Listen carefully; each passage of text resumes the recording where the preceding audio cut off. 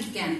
Укытучы методистлар, халык академиклары, әйе, без алар турында шулай дип әйтәбез. Татар алифбасы авторлары Сәләй Вагызов һәм Рәмзия Валитованың якты истәлекләренә багышланган.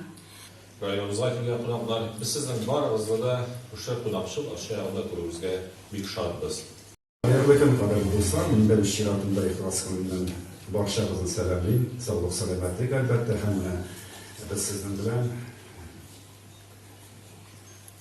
шундый искиткеч рухи халәттә безнең Арча педагогика коллегияте битендә күпме чор дәвамында милли мәгарифебезгә, милләтебезгә, туган телебезгә шуның кадәр бирелеп хезмәт итеп, никадәр безгә укытучылар, тәрбиячеләр биргән шундый уку йорты һәм исеме дә бит Тукайыбыз исемен йөртә һәм алифба авторлары бирелә.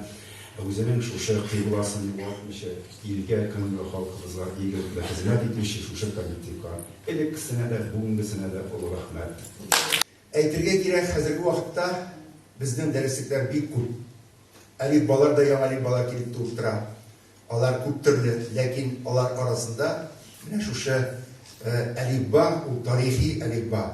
Ул безнең миллион экземплярдан артык бастырылган алифба. 57 ел дәвамында безнең мәктәпләребездә, Татарстан мәктәпләрендә, Россия мәктәпләрендә, дөньяның төрле төбәкләрендә өстәлдә ятып балаларга сулыш өрүче алифба. Һәм без аны бүген зурлыйбыз.